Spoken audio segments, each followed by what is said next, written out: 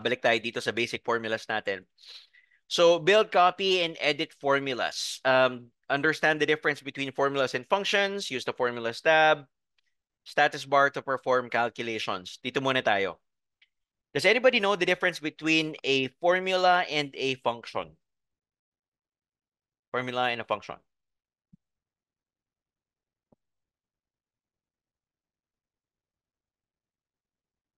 Anyone?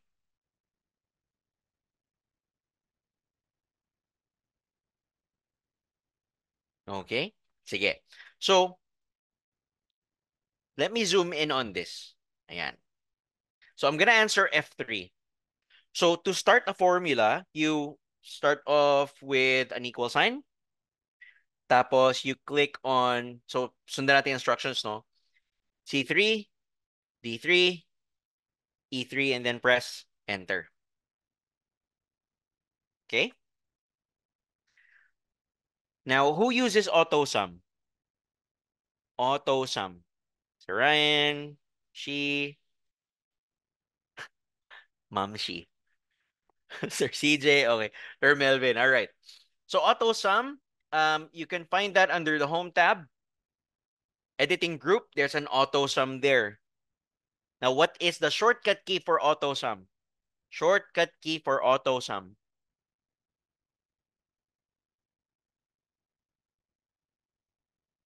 So, makikita natin yan by putting your mouse over AutoSum. Ano yung nakita natin? Alt plus. Equal. Alt plus equal. Alt plus equal. Okay, good. Thank you. Ayan. So, Alt and equal sign. Okay, yung equal sign is the one beside your backspace. Now, by default, talagang by column yung ginagawa niya, not from the left. However, we can change that as easily. Okay, so I'm going to highlight C4 to E4, just like that, and then press enter. Okay, now kung gusto natin makita yung formula, you can either look at the formula bar or you can double click on the cell. Tama? All right. Now, how do you do this? Nakikita nyo siya ng sabay. Paano nyo makikita yung formulas ng lahat ng cell ng sabay?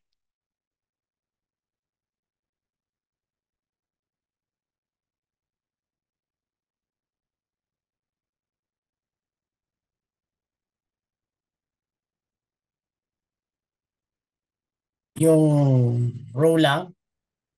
Pareho, sir. So, basically, lahat ng cell, kung saan merong function or saan merong formula, makikita natin ng sabay. Just like what I'm doing right now.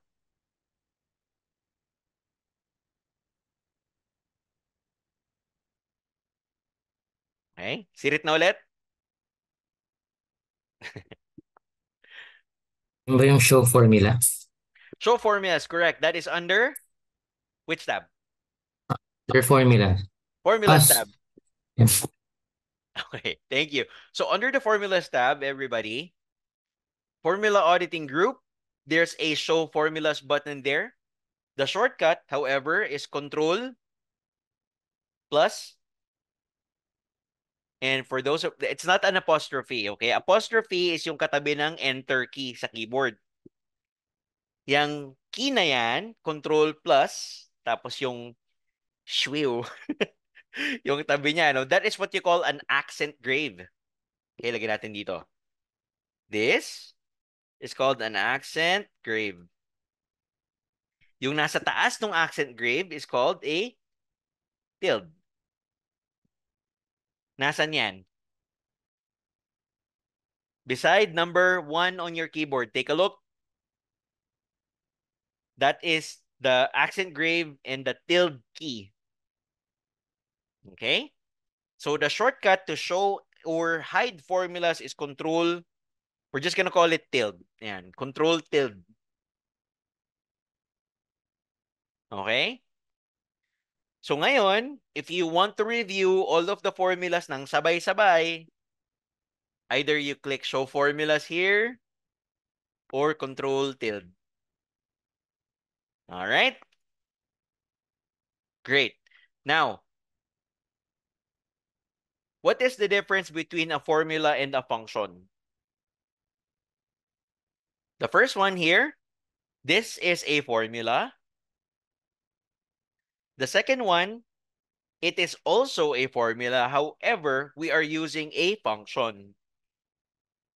Pareho naman sila ng sagot eh, di ba? 9 and 9. So, anong pinagkaiba nila? A function kasi is a word that executes the same thing as what the formula does, itong basic formula na to, in Excel. Okay? So, yung VLOOKUP, that's a function. Okay? That's another example of a function. Di ba? We type it in there. Yan. So, that is the basic difference between the two. Formula and a function. Formulas tab naman. So, under the formulas tab, we're already there. No? Ginagamit natin yung auto sum. Later, I will teach you how to use the insert function, itong fx. The fx here is also beside the formula bar. Yan, insert function. Okay, we'll go back there later on. So, let's continue answering this column. Okay, so subtract. Okay, so I'm doing this fast lang, no? Here, divide. Okay, so go ahead and do this real quick and let me know kung pareho tayo. Kung pareho tayo na sagot, give me a thumbs up.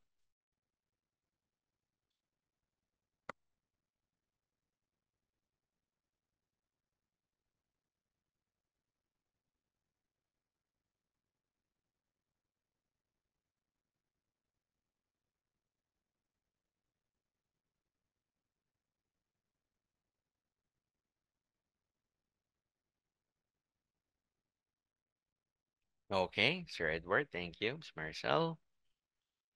She. Ma'am, she.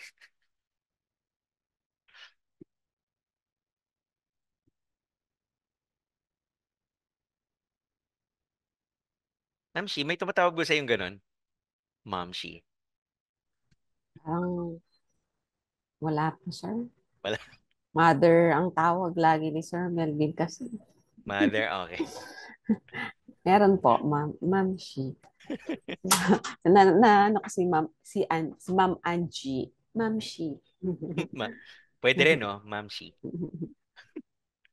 Ma'am she. Dalawa na. Ma'am she. All right, how about the rest? Are we all good? Tapos na ba?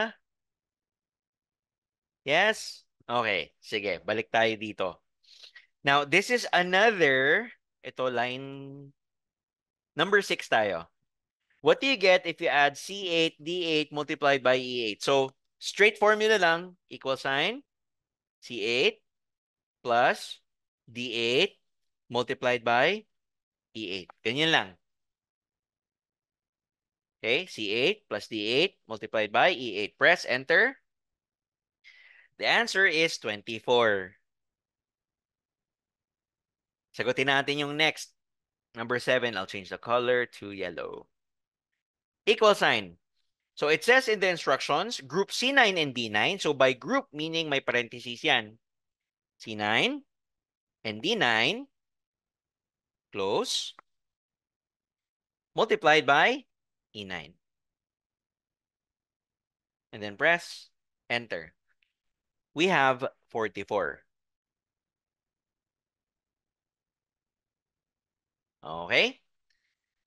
So what does this mean? I'm going to show all the formulas. So this is 24, this is 44. Again, ito yung importante kasi when you are reviewing the formula, it's very important that we understand kung ano yung nangyayari. So if we do this straight like this, 24 yung magiging sagot natin, and the other one, 44. Bakit nagiging ganun? Excel follows the mathematical, ano ba tawag doon? Mathematical operations. MDAS.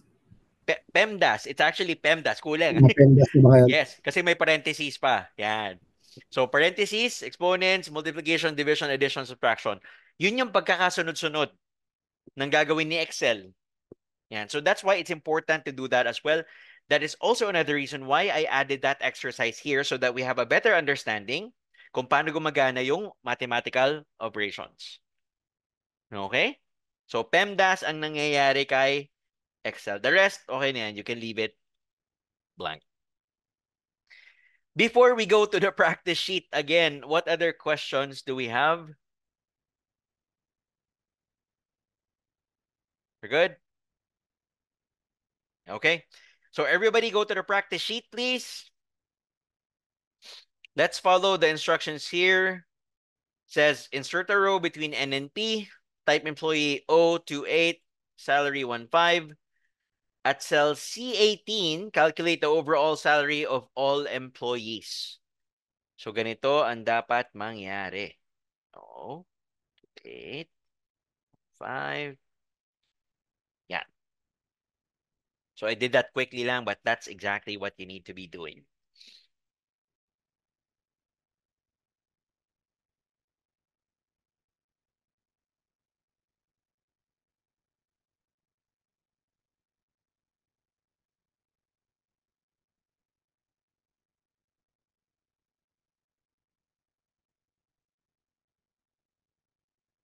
Okay?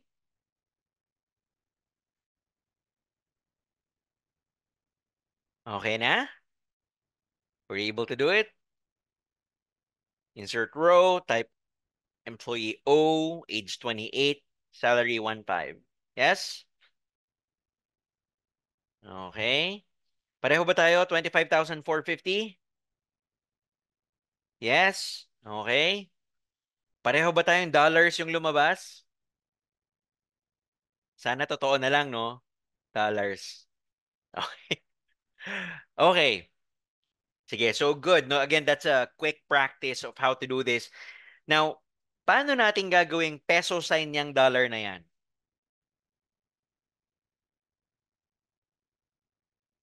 Paano natin gagawing peso sign yung dollar na yan? Yes, Sir Ryan. Madalas kong ginagawa yan eh. So right click, i-highlight and then Click. saan na nga ba yun?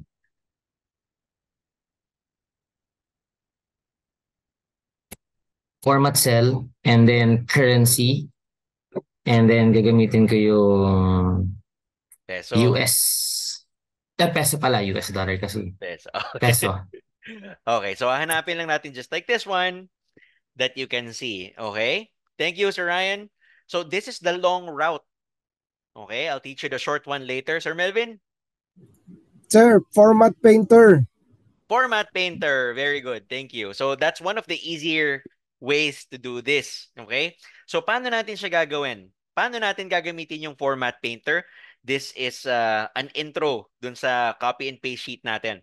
So under the home tab, so make sure that you're clicked on kung ano yung pagkokopyahan. So let's say I'm clicked on C17 right now. Okay? Teka, may nag-chat pala. Format cells, Ma'am Angie, sabi niya. Okay, so click on C17. Ito yung pagkokopyahan natin ng format. Okay? Tapos from here, go to the home tab and then click format painter. Okay? Click format painter. Pagka-click nyo ng format painter, if you go back to the sheet, magiging ganyan yung itsura ng cursor nyo, ng mouse. Magkakaroon siya ng plus, tsaka yung parang paintbrush. Okay? Pag ganyan na yung itsura ng mouse nyo, ibig sabihin, saan nyo gustong ilagay yung format na yon? Na ayan, no, nakikita nyo mga langgam, right? So this is what we are copying. And now I'm gonna click it on C18 kung nasan yung $25,000. So lumabas naka-hashtag kasi hindi siya kasha doon sa current view natin. But basically, this is what it's gonna look like once you apply the formatting. So that is format painter. Okay? Now, believe it or not, medyo mahaba-haba pa yon. I'm gonna undo it right now. Okay? So, itong C18, balik na sa dollar, no? Under the home tab, under the number group, number group, sa baba nitong drop-down box na to, there's another drop-down here for accounting. If you click that, I have the default option to choose the peso sign. Now, kung wala kayong option na ganyan, the reason why you do not have it is because on my computer, it's set up for dual language, English and English Philippines. Kaya lumalabas siya. If you need that option, you can ask your IT on how to do it. Okay? But basically, again, this is the language pack that is installed in my computer, in the computer settings. Okay? Now, as you can see, no, hindi naman talaga kailangan yan, or to add a language pack, you can do the route that Sir Ryan mentioned, or you can just copy and paste the formatting here using the format painter. Okay? Yan. Now, before we go on break, yan, tapos ano pa rin tayo, no? Just so that you know, we are still reviewing Excel. Wala pa tayo sa session 1 natin, no? That's fine. Copy and paste. Let's go to the copy and paste sheet. All right. Now, here's how we're going to do this. We're going to highlight this table. And the first one that we have here for an example is drag and drop. Paano tayo magda-drag and drop? If you go to any of the sides of the highlighted area, magiging ganyan yung itsura ng mouse, yung cursor. Pag ganyan yung itsura, we will be able to click and drag it to wherever it is that you want it placed. That's one, option 1. Next, ito sanay na sanay tayo dito, no? Control C, Control V. Very easy. Oh, one more time, Control C. Tapos din naman tayo sa N13. It says there, Control Alt V. Control Alt V brings up the paste special box. Control Alt V. Ano ba yung usually na ginagawa dito sa paste special? We choose values. Okay, then click on OK.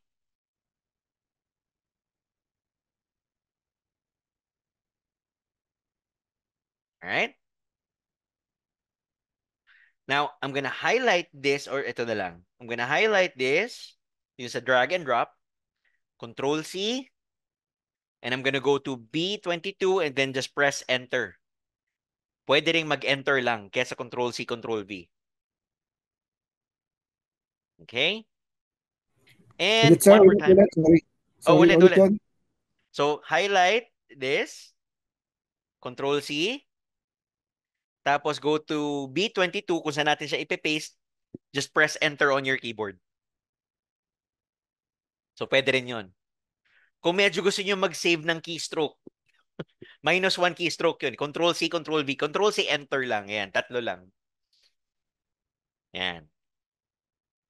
Okay? And lastly, you can also, so while this is highlighted, yan, right-click, copy. This is one of my favorite options. This is why. So I'm gonna go to H22 right now. Right-click. Tapos, dito sa Paste Special. So I'm not clicking, I'm not clicking. I'm just putting the mouse over. Makikita nyo yung preview kung ano yung magiging itsura niya should you choose that specific option. Okay? At this point, choose transpose. Yan, transpose. Transpose moves your rows to the columns and columns into your rows. The thing is, just like what you can see on my screen, ito, sabog-sabog din yung ano niya, no, yung borders. So you just need to fix that again. So borders, all borders. There. Okay? So those are the different options that we have for copy and paste. All I need are some better days. Yeah. All I need are some better days. 'Cause all I want, and I pray, I believe in the better days.